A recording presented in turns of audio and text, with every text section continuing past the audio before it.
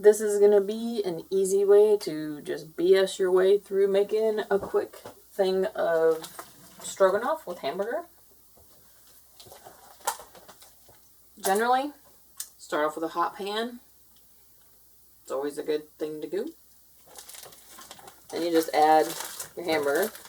And if you did like me and forgot to pull it out to thaw it ahead of time, don't worry about it. It won't be a big deal. It's partially thawed, partially frozen, but it'll thaw as it cooks and it won't hurt anything. It'll just take it a minute to start cooking. In the meantime, you're going to need, I don't know, about 2 pounds of hamburger, a 16-ounce package of whatever mushrooms you like, whether it's button mushrooms or portobellos, either is fine. You can buy them already sliced if you want to save some time and effort for just a little bit more, but a little bit cheaper. You just buy them whole and slice them yourself. You'll need some white or yellow onion, some heavy whipping cream, or half and half, that works too. Whatever seasonings you want, and then several cans of just cream of mushroom soup. That's it for the sauce anyway. Generally, I go with like egg noodles or mashed potatoes to put the stroganoff on.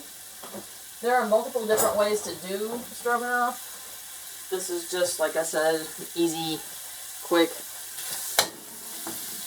BSing way to do it.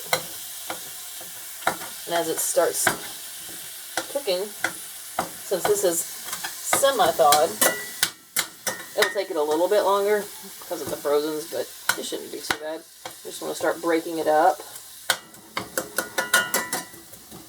taking out whatever your aggressions are, and chopping the meat. It's kind of fun, kind of cathartic,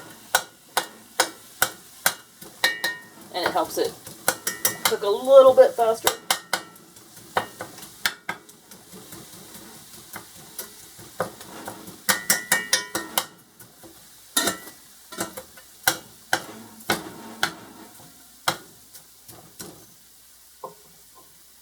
And we'll just leave the spat on there, but be careful when you grab it because it might be hot. There's a good chance it's going to be hot. So if you had better common sense than I do, you'd put it somewhere else. In the meantime, if you got any prep to do, cutting mushrooms, cutting onions, you can do that while you're browning your hamburger meat. Get your cans of soup open, ready to go. If you've got, say, noodles that you want to put it with, you can go ahead and start your water boiling for those as well. If you're doing mashed potatoes, that's a whole separate thing, but I would have those done ahead of time too. But like I said, for this right now, I'm just showing you how to do the sauce.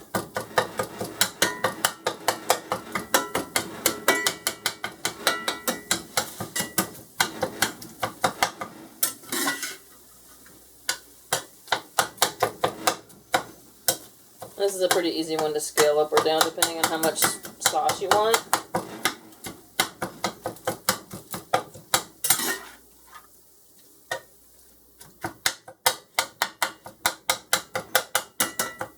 This meat will cook down as well as it goes and releases some of the moisture.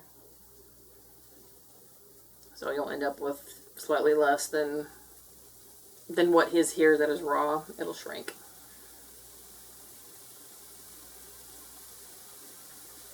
And then once we get it cooked and browned down, I'll strain it in the colander over here in the pan, just because I don't want the extra grease.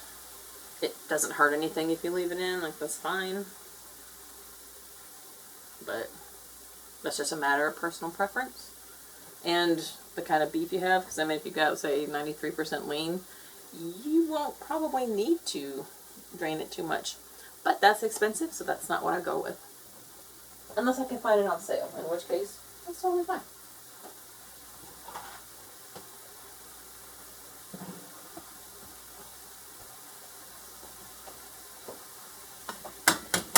keep breaking it up. I mean, you don't have to break it up. You can leave it in bigger chunks if you want. I just find it satisfying to chop it up. And then I know all the hamburger is done for sure. And it just gives me something to do while it's cooking, so I don't get bored.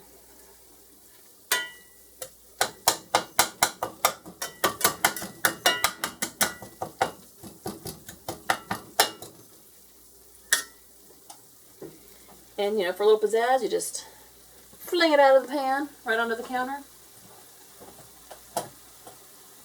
Give yourself a little something extra to do to clean it up.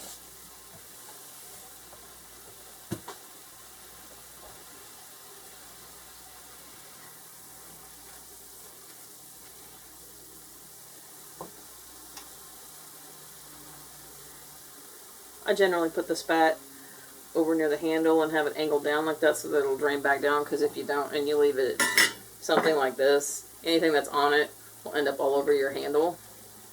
And you can do this too, I guess, but you get more of a hot handle that way. Or like I said, if you had any sense, you know, you can put it on a spoon rest elsewhere.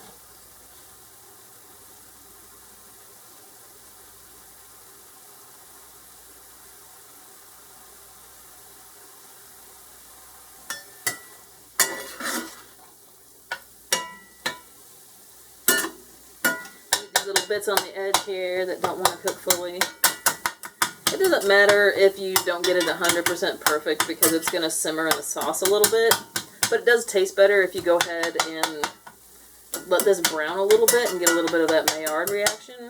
A little sear maybe, but it's not an absolute requirement.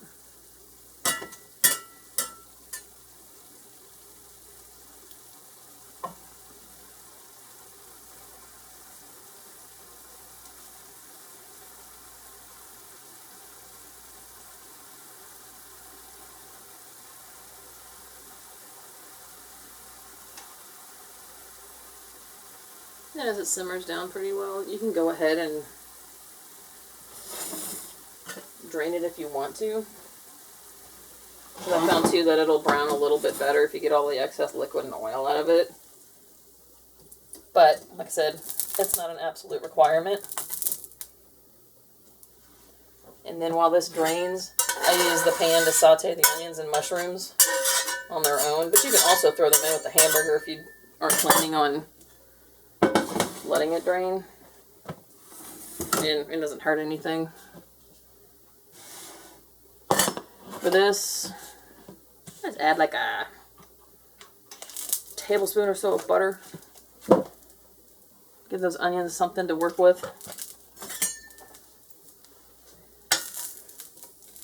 Get it going.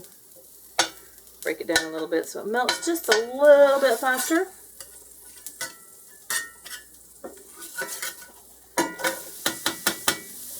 Dump them all in there. Make sure you didn't miss any bits in the bowl. There you go.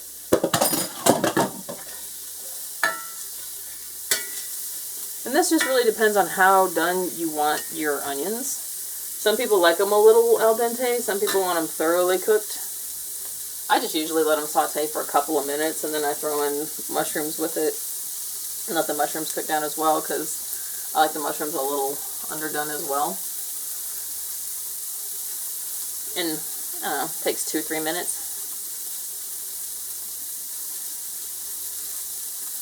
Usually for this, I don't season any of it as I'm going along. I'll wait until after I get everything together with the sauce, after everything's done sauteing and browning and whatnot. That way I don't over season things.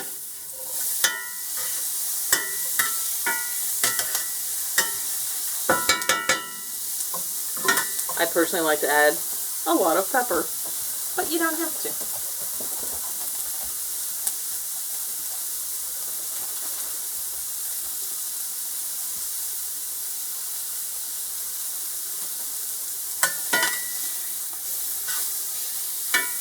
Onions don't really release a whole lot of liquid when they cook, but mushrooms do. You can just get the onions started. I mean, you can put them all in together at the same time, but I find that The onions take just a minute or so longer than the mushrooms usually do. Not a big deal either way.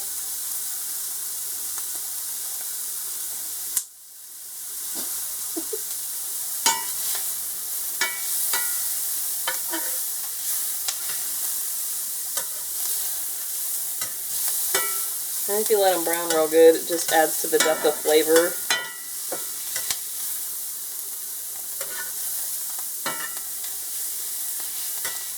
Because onions get kind of sweet as you cook them down, depending on the onion.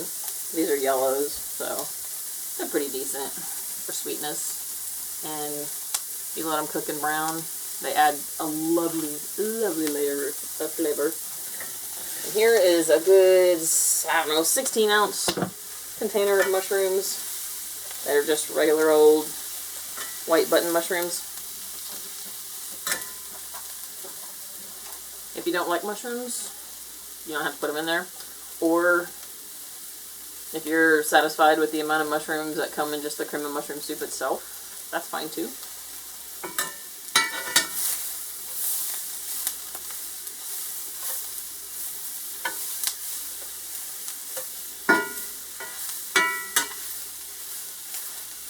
If any of the mushrooms look kind of big, they'll cook down, they'll shrink, but you can also kind of chop them because it doesn't hurt anything.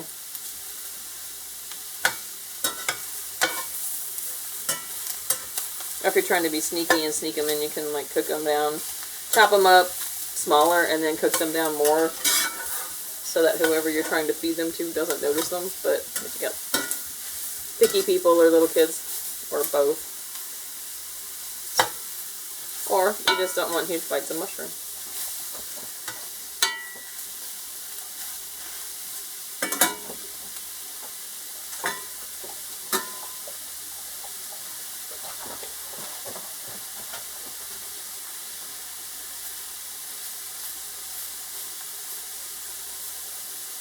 And if it seems like it's taken a while, you can add maybe a little bit more butter just to get it going a little bit faster, because you know, any oil for it will help this saute faster. I mean, once the mushrooms eventually start shedding their liquid, it makes it go a bit quicker, but sometimes that can take a few minutes. So just depends on how patient or impatient you want to be.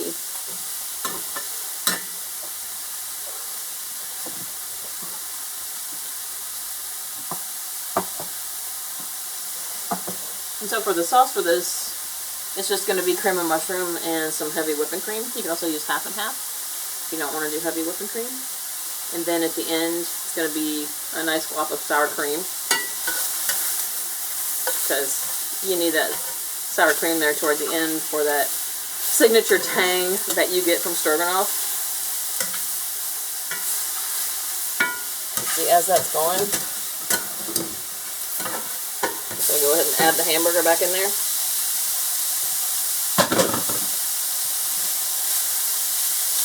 And it'll brown, and the onions and mushrooms will brown, and the flavors will meld, and it'll be a great time.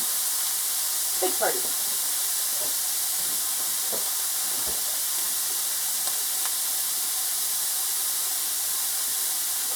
In the meantime, I'll get the sour cream.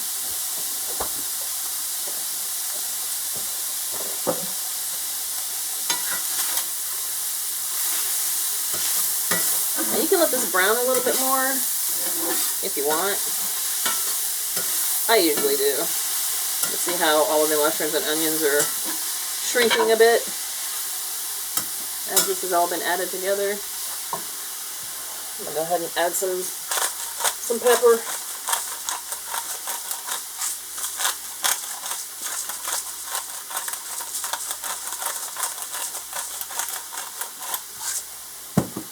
And a little bit of salt.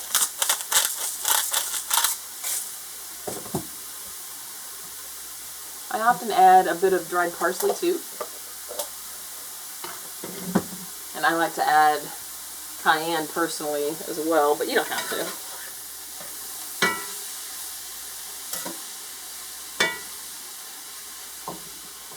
And then for here, you start acting the soup. For a lot of things, if you need like a cream of chicken, I'll use store brand. I don't even bother with name brand because it's so much more expensive. But I found that for cream of mushroom, I almost always use Campbell's because I don't know, a lot of the store brand cream of mushrooms end up having a weird chemical taste. But there again, if that doesn't bother you, then go with that. That's just my preference. See, I'm on can 3 here. And if this is too thick, you can just add a bit of milk if you don't want to add the heavy cream. The heavy cream just gives it a really nice body and added flavor. Smear it around in there. And then start incorporating it together. And then add, that's probably about half a cup of cream.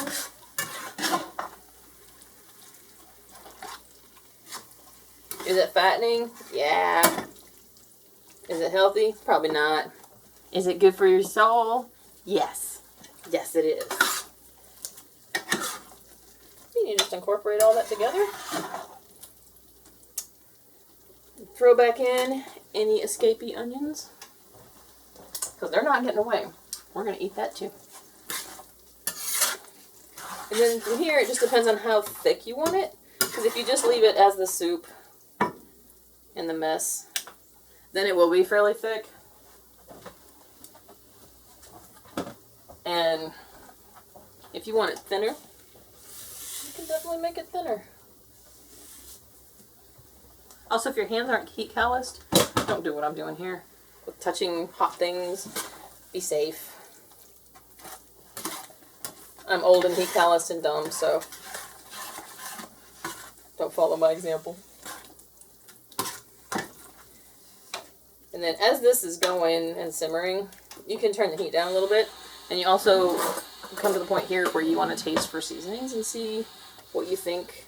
Like, is it too thick? Does it need more pepper? Full fit, so you don't burn your mouth.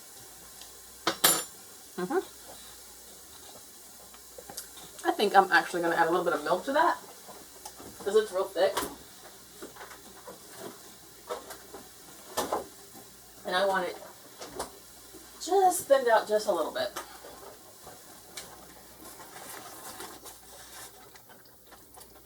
That's about half a cup of milk.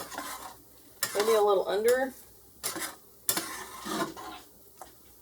And if you mess up and add a little too much milk, it doesn't hurt anything. You can let it cook just a little bit longer and the liquid will cook out of this.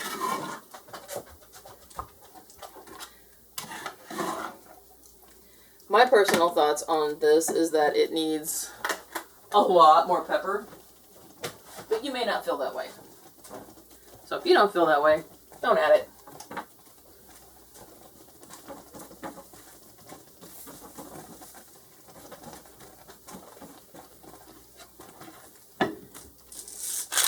This particular pepper grinder I have right here is kind of uncooperative and slow, which drives me nuts.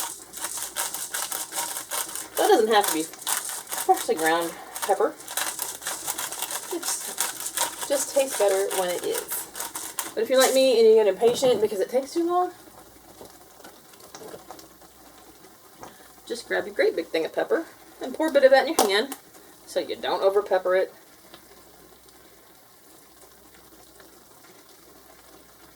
And throw that in.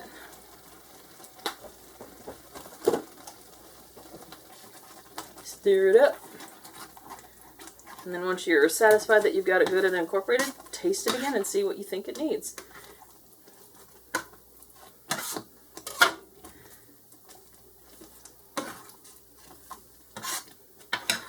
And then, of course, don't forget the sour cream. It gives it that signature tang.